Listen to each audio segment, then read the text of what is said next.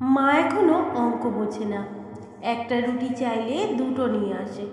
কোথাও যাওয়ার সময় 20 টাকা চাইলে 50 টাকা পকেটে গুঁজে দেয়।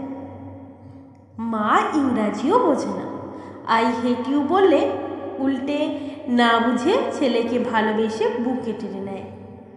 মা মিথ্যাবাদী, না খেয়ে বলে খেয়েছি, পেটে খিদে থাকা সত্ত্বেও নিজে না খেয়ে প্রিয় খাবারটা ছেলের জন্য যত্ন করে তুলে রাখে। মা বোকা, সারা জীবন কলুর বলদের মতো রান্নাঘর আর আমাদের ভালো মন্দের পিছনেই কাটিয়ে দেয়। মা চোর, বন্ধুদের সাথে পিকনিকে যাব বললে রাতে বাবার পকেট থেকে টাকা চুরি করে আমাকে দেয়। মা নির্লজ্জ, মাকে যতই বলি আমার জিনিস হাত যেন না দেয়, তবু মা নির্লজ্জের মতো আমার এলোমেলো পড়ে থাকা জিনিসগুলো নিজের হাতে গুছিয়ে রাখে। মা বেহায়া, আমি কথা না বললেও জোর করে এসে বেহায়ার মতো গায়ে পড়ে কথা বলে। রাতে ঘুমের ঘোরে আমাকে দরজা দিয়ে উঁকি মেরে দেখে যায়। মায়ের কোনো কমন সেন্স নেই, আমার প্লেটে খাবার কম দেখলে কেমন জানে করে, খোকা এত কম খাবার কেন, এই বলে প্লেট ভর্তি করে দেয়। এত খাওয়ার পরেও মায়ের চোখে যেন কতদিন না খাওয়া ছেলে। মা কেয়ারলেস, নিজের কোমরের ব্যথা পিঠের ব্যথা ধুকে ধুকে মরে গেলেও কখনো ওষুধের কথা বলে না, অথচ আমার একটা কাশিতে তার দিনটা যেন ওলট পালট হয়ে যায়।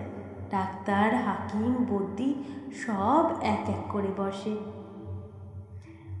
মা আনস্মার্ট, অনেকের মায়ের মতো করে মা দামি দামি শাড়ি পরে না, ভ্যানিটি ব্যাগ ঝুলিয়ে স্মার্টফোন হাতে নিয়ে ঘুরতেও যায় না, সারাদিন খালি রান্নাঘর আর আমাদের ভালো মন্দের চিন্তায় পুরনো হয়েই জীবনটা কাটিয়ে দেয়। মা স্বার্থপর, নিজের সন্তান ও স্বামীর জন্য মা দুনিয়ার সব কিছু ত্যাগ করতে পারে।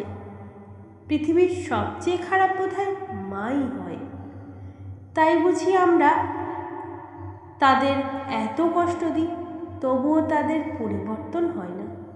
প্রতিদিন এসব আচরণগুলো বারবার তারা করে। একটু বড় হয়ে গেলেই আমরা তাদের বৃদ্ধাশ্রম বা আমাদের থেকে দূরে রাখি, তবুও তারা বোকার মতন ঠাকুরের কাছে আমাদের জন্য প্রার্থনা করে।